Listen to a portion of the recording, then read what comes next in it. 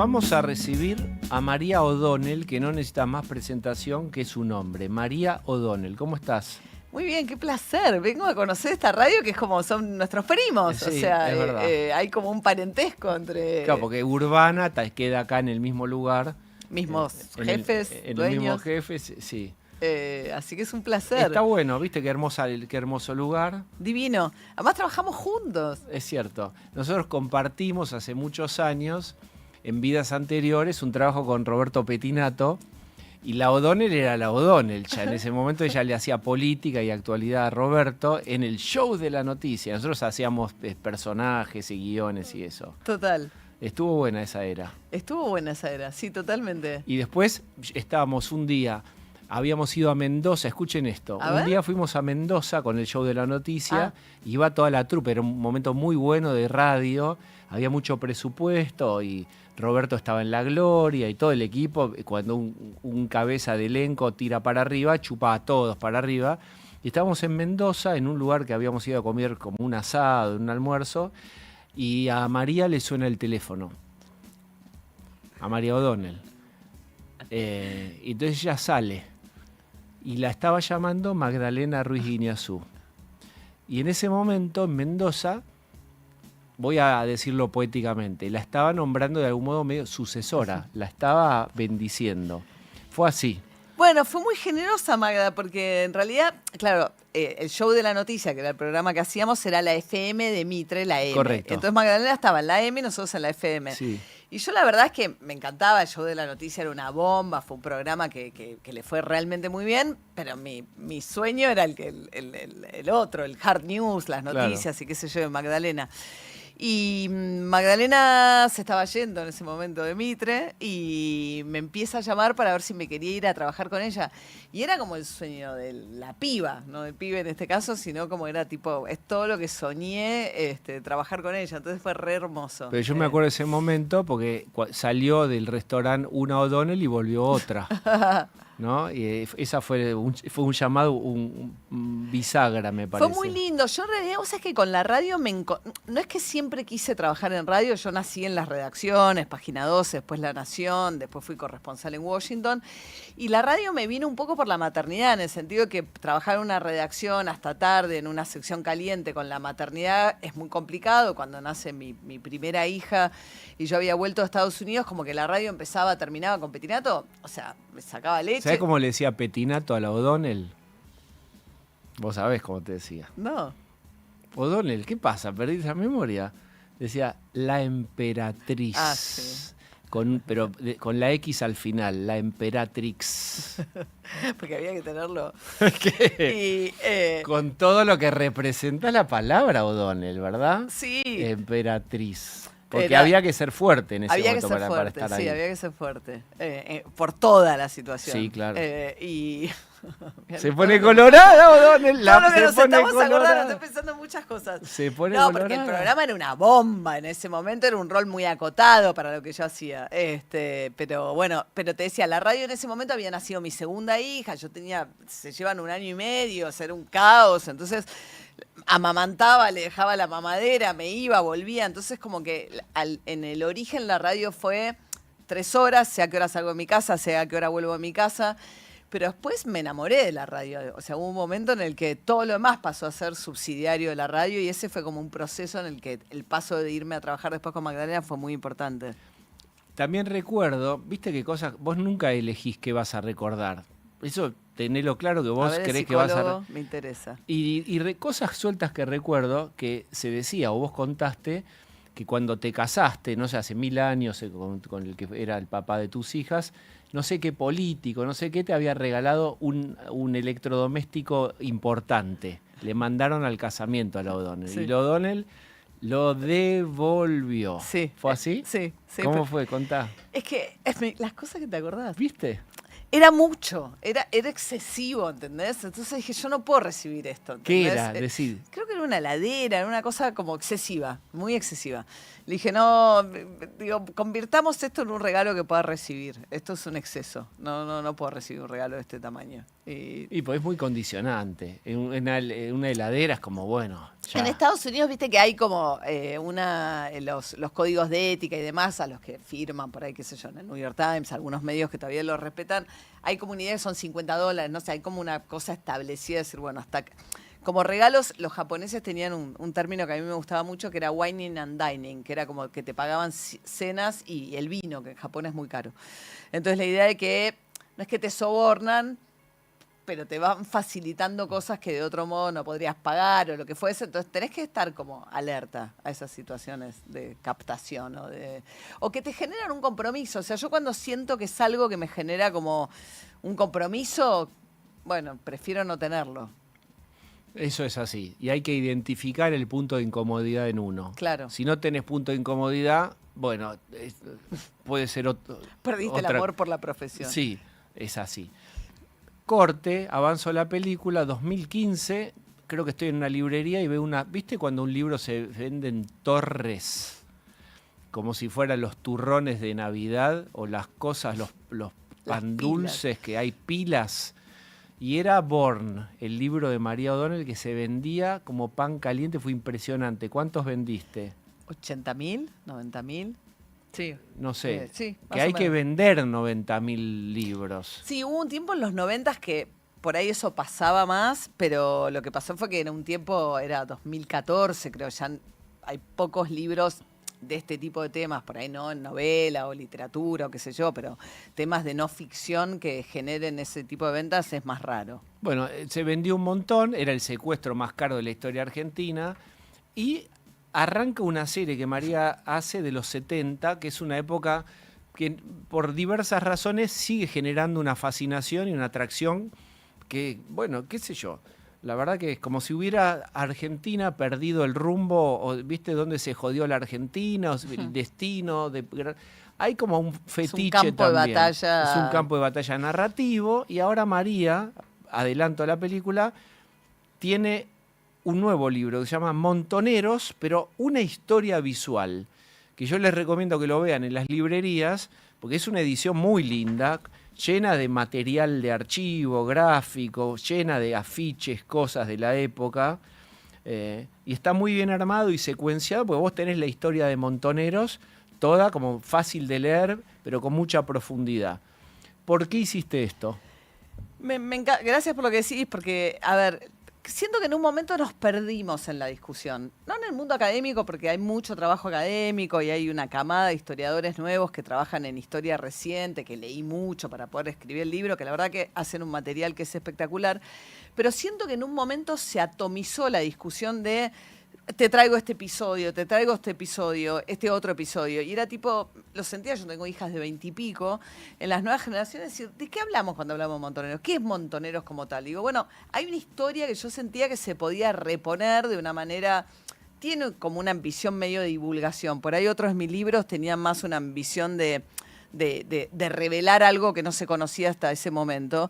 Y después de haber hecho el 70, con Aramburu, el hecho fundacional de Montoneros, que es el crimen de Aramburu, y después el 74, que fue el secuestro más grande que haya hecho una guerrilla en términos de lo que cobró de rescate, que eran $60 millones por el secuestro de los Born. Bueno, hay un libro... El libro clásico es un libro del 78. Es un joven estudiante inglés de doctorado llamado Richard Gillespie, que vino a la Argentina.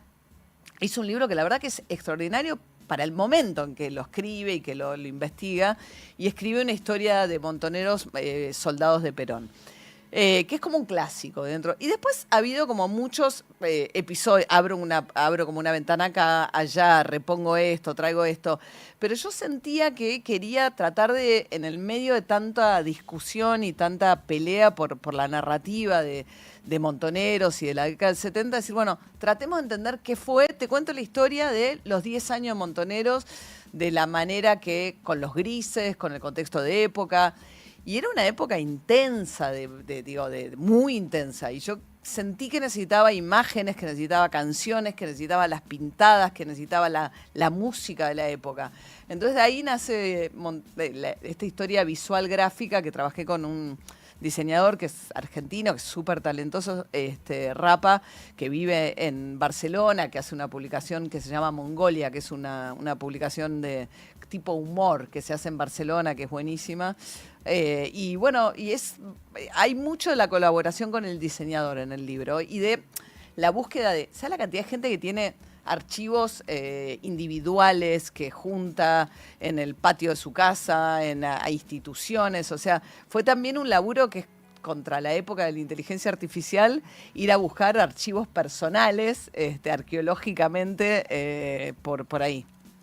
Quiero que María escuche lo que hace unos días, cuando fue el 24 de marzo, vino Camila Perochena y Uki Goñi, y recordábamos, porque yo me acordaba de una entrevista que le había hecho Juan Castro en Zoo a Firmenich. ¿Vos te acordás de esa famosa entrevista que le hace? Donde Firmenich, ya habían pasado muchos años de que había sido masacrado Montoneros y que él había sido además muy objetado, y dónde estuviste, y tu cálculo, y tu egoísmo, y tu soberbia. Entonces Juan Castro le pregunta Firmenich por el pelo largo que tenía en ese momento Juan Castro. Escuchá, fíjate, porque lo pinta a Firmenich de cuerpo entero, dale. Muchas veces han venido chicos que tenían el pelo largo, ¿no? Entonces yo de repente les decía, como te puedo decir a vos, ¿vos por qué usas el pelo largo? Porque me gusta usar el pelo largo. Estás equivocado, porque te lo permiten. ¿Y por qué te lo permiten? Porque hubo gente que luchó y murió porque no te dejaban tener el pelo largo. Y el pelo, porque acá hubo jefes de policía, Villar y Margaride, que cortaban el pelo por la calle y había llevaban corridas preso, en Plaza San Martín. señor, por tener el pelo largo. Margaride era el jefe de la policía que Perón repuso cuando vuelve en el tercer gobierno de Perón. Era un tipo que hacía allanamientos en hoteles alojamientos y le encantaba en los telos. Yo creo que había como un morbo de Margaride por entrar a los telos. Se ¿entendés? hablaba de la historia, alguna historia personal de él, etcétera. Porque hubo un pequeño momento en el que, y el libro cuenta ese momento también, que a mí me resultó muy atractivo, que era en el 73, con la época de Cámpora, cuando viene toda la historia de la revolución y la juventud movilizada, que es el momento como de mayor movilización de masas de montoneros. Y en ese momento aparece Sexo y Revolución, el fanzine de, digamos, el movimiento gay, creyendo que la revolución también los iba a incluir a ellos de la revolución. Chicos, noticias, no es tan así. Pero yo te quería compartir esto, porque vos fijate lo que está diciendo Firmenich, es vos podés tener el pelo largo, porque nosotros combatimos contra los Margaride. Bueno, ahí pinta a un Firmenich de un nivel de soberbia, de un nivel de omnipotencia, para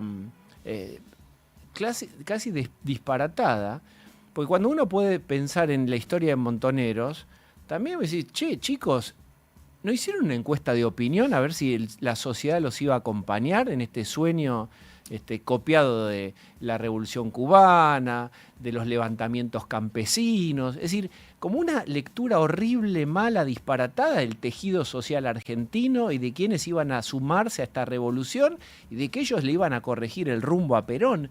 ¿Cómo explicás vos eso, digamos, el error de cálculo y estrategia tan grande de Montoneros? Es muy interesante lo que planteas, digo. O sea, no fue sin discusión. Yo creo que hay que diferenciar también un poco lo que fue Montoneros como movimiento de masas metido dentro del peronismo, en el momento de la movilización del ingreso masivo de estudiantes a la Universidad de Buenos Aires, cuando tenían representaciones en muchos ámbitos, de lo que termina siendo Montoneros como una conducción hipermilitarizada, rígida, donde los propios montoneros, muchos de los dirigentes más importantes de Montoneros, está toda la discusión, por ejemplo, que tiene Rodolfo Walsh antes de que... Vi tu nota en La Nación. ¿Viste? Walsh era crítico, decía, che, miren que la gente no está al dente para nuestra revolución, están pensando en otra cosa.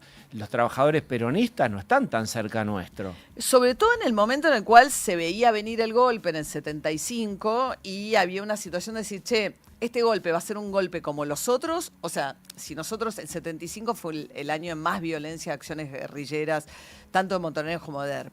Y entonces había algunos que decían, che, nosotros estamos acelerando el proceso de la llegada de los militares con esto que estamos haciendo, porque además Montoneros no había ido directamente originalmente en contra de las Fuerzas Armadas, porque Perón era militar, entonces Montoneros, a diferencia de Lerp, en sus orígenes tenía una idea de que el ejército y que las Fuerzas Armadas podían ser parte de un proyecto nacional y demás. Después no, en el 75, cuando está Lerp muy golpeado, hace 3 atentados muy serios, uno contra la Armada, otro contra la Fuerza Aérea, otro contra el Ejército, y empieza un proceso de militarización y de conformar al ejército montonero.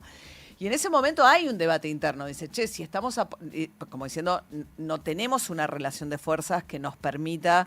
Además, las Fuerzas Armadas en el proceso se van cohesionando, digamos, los crímenes el crimen de Viola y su hija, o sea, y ya tenías a Perón combatiéndolos con la AAA. No, claro, bueno, acá Perón había muerto, estaba Isabel, 75, y era el punto de decir, bueno, a nosotros nos conviene acelerar el proceso por el cual va. Y Firmenich en un momento en el 75 dice, a mí no me importa lo que vaya a pasar, como diciendo, es un golpe como cualquier otro.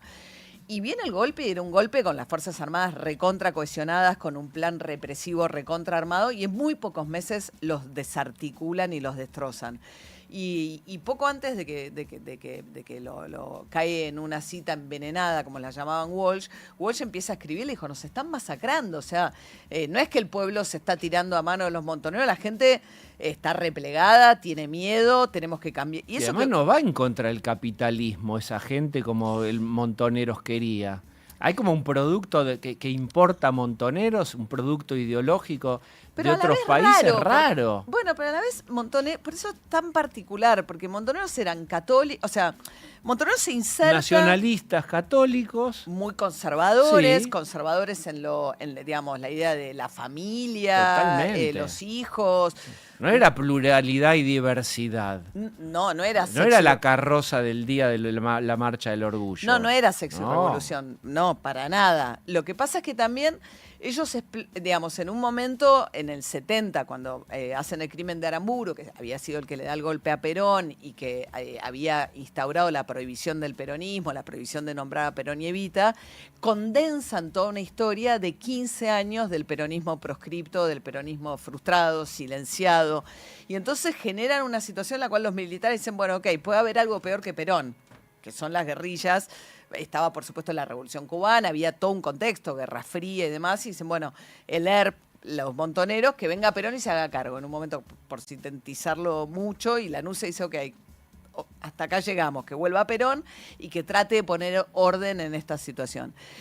Y Perón vuelve dual, o sea, por un lado vuelve un Perón de un gran acuerdo nacional, el abrazo con Balbín y demás, y vuelve un Perón...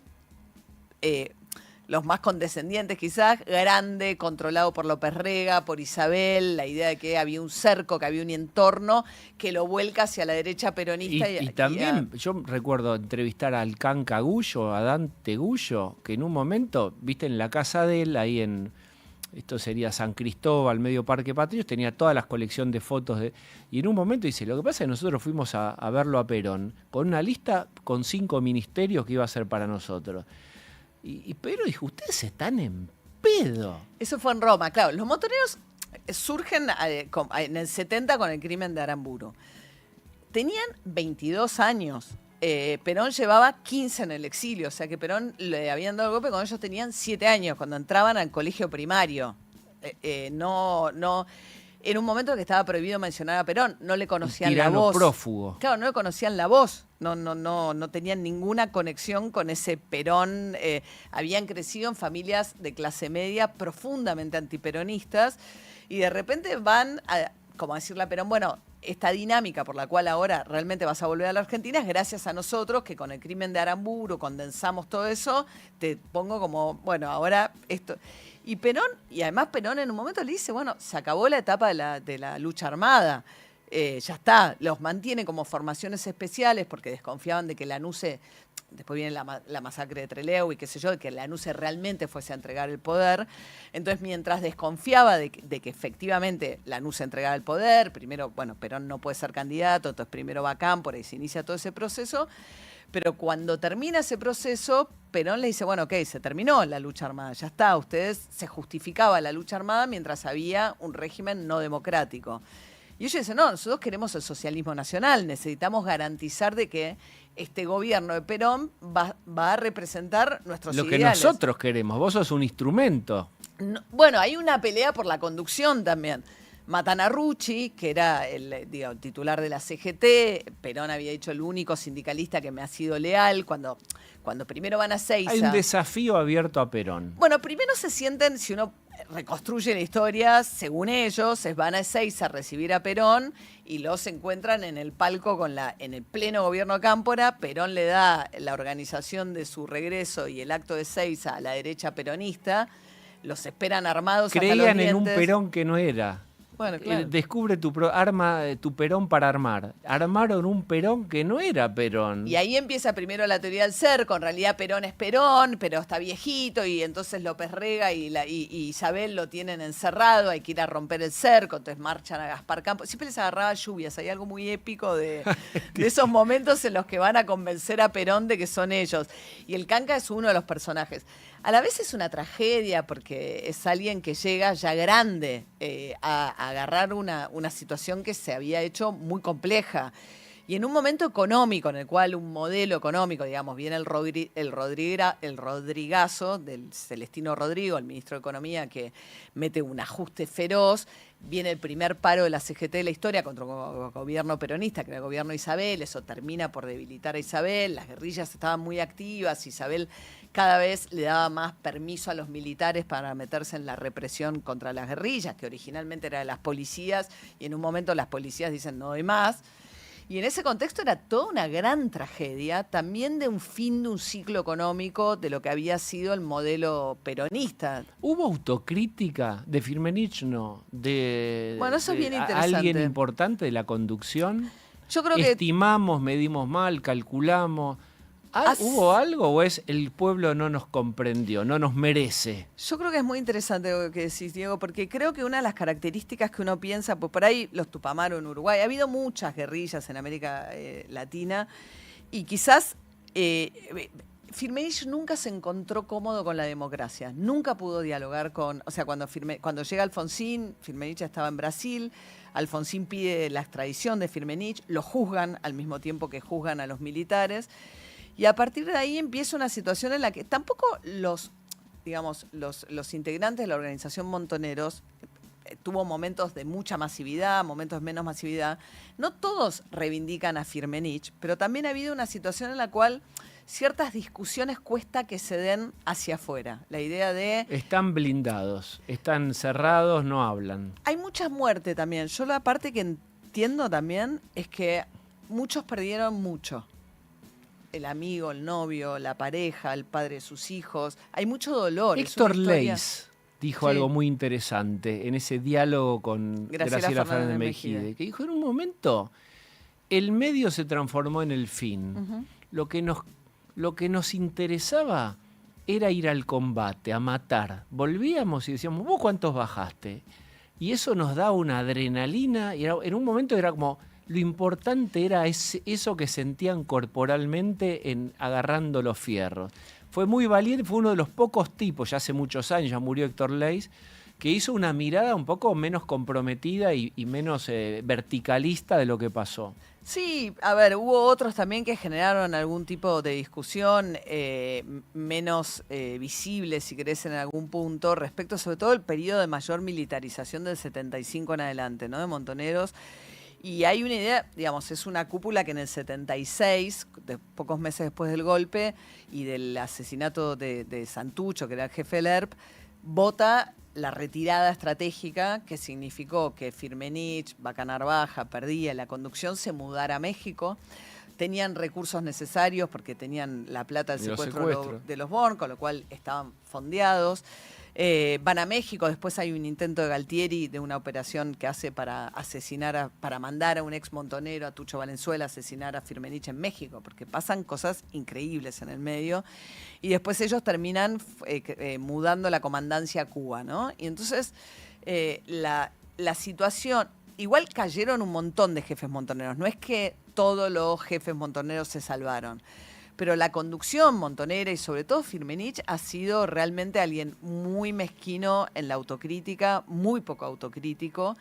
y con una dificultad enorme con dialogar con el momento de la democracia. Pero además el año pasado, Firmenich, creo que fue el año pasado, en un momento de elecciones de Milei, hizo una declaración, no sé si fue en España, en donde dijo, si la coyuntura histórica se repite y hay algo de similitud, hay que hacer lo mismo. O sea, el tipo detenido en eso sus no ideas. Significa que, creo yo, que todos los montoneros que sobrevivieron crean eso. No, pero yo hablo de Firmenich. Claro, pero tiene una conducción especialmente encarnada en Firmenich. De hecho, fíjate que es alguien que no escribió un libro, o sea, tiene la imposibilidad de escribir. Y hoy es huésped de la dictadura de Daniel Ortega, lo cual es un poco... Es la... Pero no es rechazado públicamente por los que estuvieron cerca de... ¿Viste?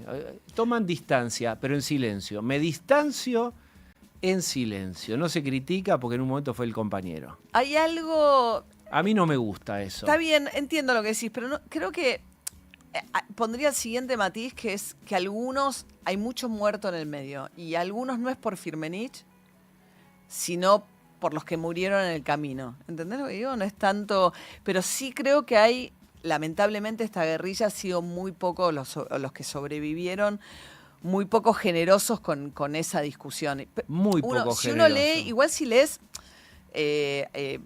ahora murió Lila Pastoriza hace poquito, que era la pareja de Eduardo Josami. Eduardo Josami escribió una biografía fantástica de Walsh, muy equilibrada, te diría, o muy poniendo todo encima de la mesa, porque por ahí el Walsh que eligen, a pesar de que Walsh y muchos de los que Montonero después termina reivindicando, Firmenich o la historia oficial de Montoneros, habían sido castigados, Paco Urondo por mujeriego y lo manda. Entonces, lo que quiero decir es, muy poco de los montoneros hablan del Walsh que criticó a la conducción antes de morir.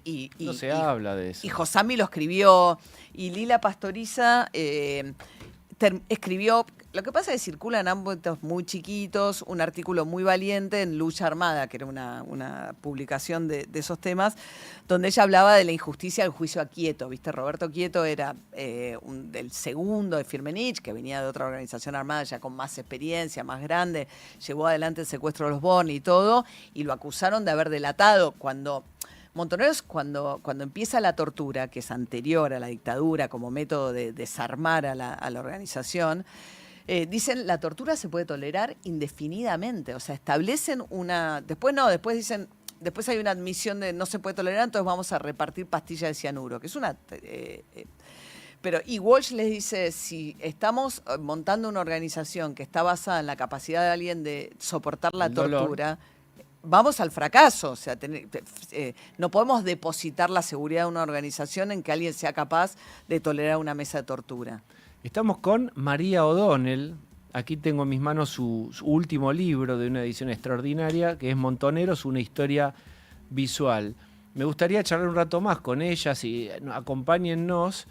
Yo quiero saber qué queda para vos, vamos al hoy, de la idea de la juventud maravillosa, que queda en la narrativa del kirchnerismo, si sigue vigente, qué feedback tenés, y qué te sorprendió, porque yo la escucho a María y te noto fascinada con este tema en el sentido de la investigación que hiciste. Dije fascinada y he sido insultada por el presidente literalmente para abajo en las últimas horas. Digo, cuando uno dice fascinado, se fascina. Fascinada, metida, obsesionada. Cuando uno, no se puede fascinar por no es el que te estudio guste del holocausto en términos históricos, lo que no quiere decir que avales absolutamente nada. Es una cosa... Necesitas que aclararlo, ¿sentís que tenés que aclararlo? No, me parece caprichoso y me parece que tiene un objetivo determinado. Me parece que se entiende cuando uno le dedica muchos años de investigación a algo, es porque... Pero porque me perdía. ¿Y qué dijo? ¿Milei? Sí, ¿Qué dijo? Que soy una basura porque me dije que estoy fascinada por esta historia.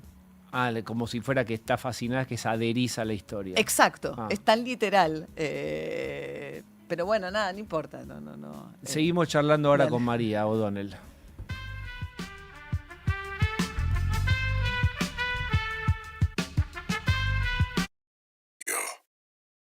Ahora es Now. Tu nueva radio. 97.9 FM. Actualidad. Más música. Muy pronto. Un nuevo punto de vista. 979now.com Tus 90, tus 2000, tu nueva radio. Now 979. Música pensada para vos. 979now.com. Cuando el reloj marca el regreso y atravesar la ciudad aturde, la radio te acompaña para que tu día termine mejor. After Office Now. Con Diego Senkman, Sofía Diamante y Josefina Godoy Martínez. El regreso más esperado. La realidad necesita bajar el ritmo.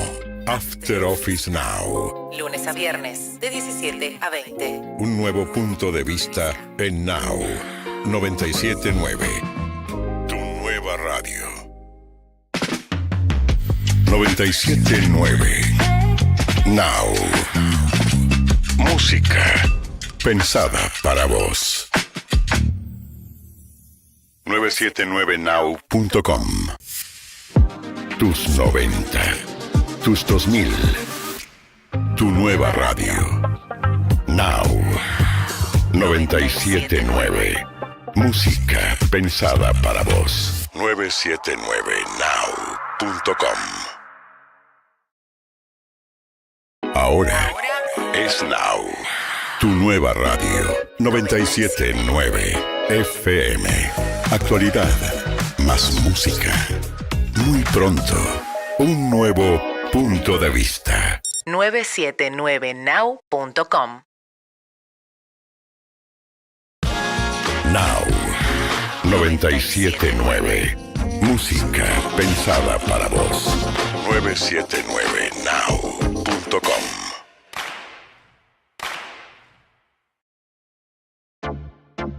Las mañanas en Now son productivas desde el primer café. ¿Dónde estamos? Con Paulino Rodríguez, Julieta Tarrés y Paula Salamanca. El punto de partida de tus días. Información precisa y lo que necesitas saber para proyectar tu actualidad. ¿Dónde estamos? Lunes a viernes. De 7 a 10. Un nuevo punto de vista en Now 979. Tu nueva radio. 979. Now. Música pensada para vos. Estamos con María O'Donnell, de invitada, sobre su nuevo libro, se llama Montoneros, una historia visual. Estudiaste un montón, investigaste un montón. Decime algo que te generó disonancia en lo que vos creías de esa historia que había ocurrido. Es decir, un elemento que encontraste en tu investigación que te desarticuló una lógica que vos venías acompañando sobre Montoneros. Mira, te voy a decir algo. Yo quiero contar la historia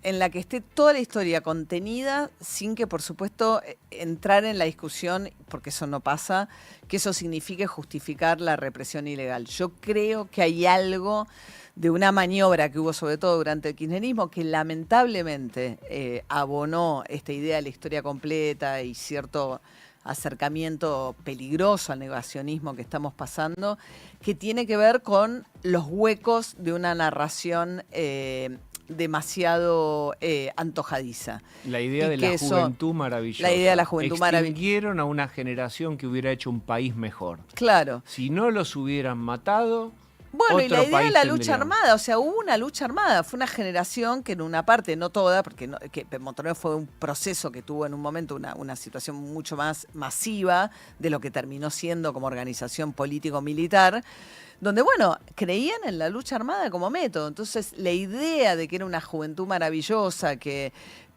peleaba por yo digo, vas incluso en el Museo de la ESMA en su momento, que a mí me parece fantástico que exista, pero la idea de que había organizaciones guerrilleras es como si mencionarlas significara hacerle el juego a que eso justifica la dictadura. Me niego a eso. ¿Qué? Porque además, repetilo de otra manera. ¿A qué te negas? Me niego a entrar en eso porque me parece que por eso estamos ¿A qué? a entrar en una situación en la cual vos no puedas hablar de lo que pasó antes del golpe del 76, que no se puede hablar de las víctimas de la guerrilla, que no se puede hablar que hubo una guerrilla. ¿Quién? El kirchnerismo no te deja. Bueno, hubo mucho tiempo el gobierno, digamos, hubo una narrativa durante mucho tiempo. Donde no había víctimas, solo eran víctimas la juventud maravillosa. Bueno, y eso generó algo que es una vuelta. No digo que solamente por eso, pero me parece que parte de la explicación de lo que estamos viviendo hoy, que se acerca al negacionismo, que para mí eso es un retroceso feroz, tiene que ver con revelar, como si hubiesen estado ocultos, datos que invisibilizaron una parte. Yo no sí. estoy diciendo al 50 y 50 ni memoria completa, pero hay algo que fue omitido. Fue omitido. Hay dolor y otra cosa que me duele. No, eso no es dolor es nuestro. Sí, y pero ahí le dolió ahí. Son deudos, mirá, les destrozaron con las bombas.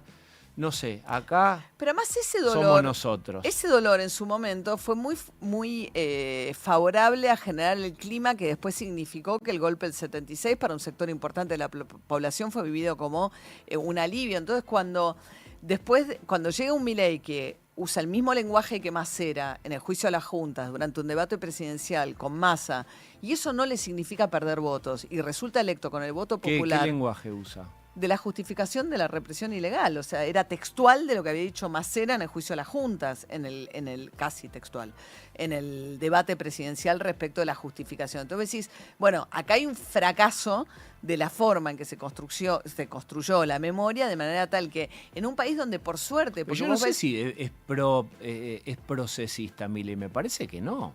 Usa la misma justificación del mismo lenguaje, que hubo una guerra con... ¿Qué política? Vamos a pelearnos con la O'Donnell. ¿Qué política en contra abiertamente o procesista y liberación de los genocidas hay ahora en marcha?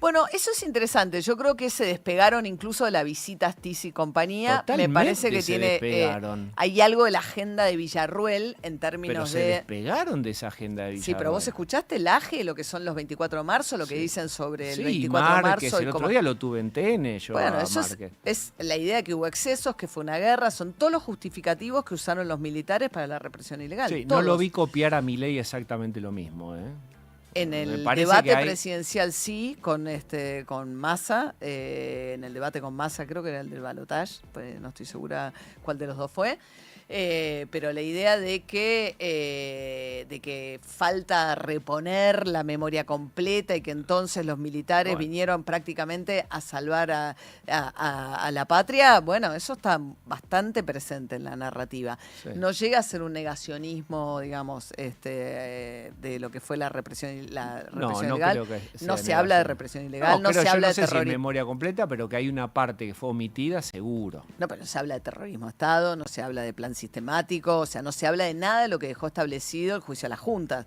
Digo, juicio a las juntas, me parece que tenemos una referencia histórica a la cual podemos... Hay un consenso ahí, pero eso. No está ni ese lenguaje, ni esas premisas, ni esas conclusiones, o sea... Todo lo que surge del juicio a las juntas, nada de lo que surge del juicio a las juntas y del fallo del juicio a las juntas forma parte del El kirchnerismo omitió el juicio a las juntas y a Alfonsín. Alfonsín, ¿te acordás con el festejo del Bicentenario? Fue omitido, fue impresionante. No, pero incluso yo defiendo, digo... Terrible lo que pasó, pero ahí yo creo que también... Te robaron, radicalismo. Vos entregaste la recuperación de la democracia, no reivindicaste, tuvo que el kirchnerismo que venir a iluminar esa parte de la historia. Yo no sé si también porque creo que el fracaso económico, me parece que el fracaso económico primero Alfonsín y después de la Rúa dejó al radicalismo. No lo estoy justificando, quiero decir. Pero para comprenderlo, sí, probablemente haya sido eso. Pero lo entregaron. Bueno, estamos en eso. ¿Por qué te parece a vos que es tan interesante todavía, a tantos años después, las historias de los 70? Porque bandeamos, porque no está... hay algo que sí creo que hay un consenso, el otro día la marcha del 24 de marzo, creo que hay un consenso más allá de este gobierno y que probablemente explique las razones por las cuales se habla de un indulto, de una visita y que afortunadamente eso no pasa. Pero creo que es una materia viva, de nada más presente que el pasado en términos de disputa de relato.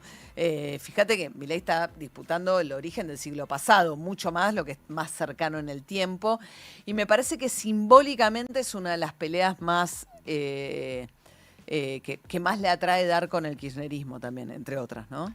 Quiero aprovechar María O'Donnell y te pregunto por lo que también difundió tu hermano, Guillermo O'Donnell, sobre... Santiago. Santiago, perdóname. No. Guillermo es tu padre, Sí. El gran padre de María. Sí. Pero se divulgó que estuvo Rusia financiando notas periodísticas. ¿Cómo ves eso? ¿Te parece... ¿Lo habías escuchado antes? ¿Es habitual? ¿No es habitual? Bueno, a ver, hubo una campaña de infiltración y propaganda de los rusos cuando asume, por lo que publicó Santiago O'Donnell en Filtralix, que es un sitio que tiene dedicado a las filtraciones masivas, en colaboración con otros medios, colaboró también Chequeado. Ahora fíjate cómo el gobierno lo cita esto, Se ¿no? sube, por Se supuesto. sube, pero digo, entonces es como... Pero a mí me parece que es el periodismo en estado puro, no te importa a quién le va a convenir o no, sino que estás haciendo tu laburo y contando lo que pasó. Después, quién se beneficia o quién se perjudica Pero no podés es... especular, pues si no es nuestro tu laburo. Exacto. Pero me parece que esto lo demuestra claramente, porque Hugo Alconada, por ejemplo, bueno, ha laburado muchas veces con Santiago, pondera el laburo y de repente ves al gobierno ponderando a Hugo Alconada, que era el que venía empujando la agenda libre. Entonces decís, ¿no hay que odiar a los periodistas o ahora no los odiamos? Apenas periodistas son. No hay que odiar, no odiamos lo suficiente a los apenas periodistas. Así es la frase completa. Pero ahora Hugo, Hugo se volvió periodista, porque Es así. nos trae una información que nos gusta. Bueno, pasa el gobierno después de estar defendiéndose hace muchos días con Adorni y tiene un elemento para pasar a atacar en el partido. Está bien. A mí me parece interesante, me parece en el sentido, me parece un poco dramático respecto a las prácticas de ciertos medios, en el sentido que es la propaganda rusa preocupada. Ve que Milei en ese momento era muy pro Zelensky. ¿Te acordás que Zelensky, el presidente de Ucrania, Vino acá el principal vino, invitado a la se murió de calor en la asunción de calor al rayo del sol, vestido de fajina, en el momento que todavía parecía que la causa de la democracia y Ucrania era importante para Estados Unidos? Entonces, en ese momento Rusia decide, según esta gran filtración, no solamente en Argentina, en África y en muchos países del mundo, financiar una campaña poniendo notas pagas en medios de comunicación, que tenían que ver con hablar mal del gobierno de Milei o que financiaba las universidades, o cosas que algunas de las cuales eran parte de la agenda del debate público, otras tratar de enfrentarlo y hacerlo pelear. Pero lo relevante, me parece, lo preocupante, como periodista digo esto, es que los medios, sobre todo medios digitales, acepten como si fuese publicidad notas que al lector le presentan como la nota de un colaborador. Claro, ese en es el algunos tema. casos eran perfiles inventados de inteligencia artificial. Entonces, bueno, ¿Es judiciable eso? No lo sé. no creo. No sé. No creo. Vos podés en un portal inventar un nombre, inventás una foto de un banco de imágenes y decís, ¿es eso? No tengo ni idea, estamos ante Bueno, cosas hay algo de la nuevas. figura del editor responsable que quizás tiene alguna responsabilidad sobre eso. Más allá del daño reputacional, digo. Sí, ¿no? habla de un estado bastante paupérrimo y no sería el único ejemplo, ¿no? No. Lo que pasa que tiene que ver con un país extranjero y qué sé yo, lo cual lo hace, en todo caso, más preocupante para el gobierno nacional en términos de, bueno, pero la verdad que son, en total dicen que pagaban las notas, no se llamaría notas, pagaban las fake notas, Sí. porque eran notas por encargo, bastante más de lo que paga el medio, que es un medio muy pauperizado y que habrían Qué gastado en terrible. esto hasta $300.000 en total. En total pusieron, En total, que eran, sí. digamos, como $1.000 la nota, porque habían puesto casi 300 notas, 280 notas. Sí, el problema también, digamos, asumiendo que los hayan hecho algunos por engaño, los filtros de los medios... Nada, coche de alquiler, plumas de alquiler, nada, es tremendo. María, Bueno, qué ponemos gusto que hayas tantos venido. temas, pasamos de todo. Vamos a hablar de todo, vamos a hacer un programa de Pipo Mancera 8 horas. Vamos a hablar de si sigue corriendo, se hace running, Me si voy las a- hijas que le salieron periodistas o no, si fueron mil cosas. Otro día venís. Otro día vengo, si total estamos a la vuelta. María O'Donnell, les recomiendo, véanlo, huélanlo. Tiene una edición hasta esos satinados lindos. Este libro, Montoneros, una historia visual. Gracias, María. Gracias a vos.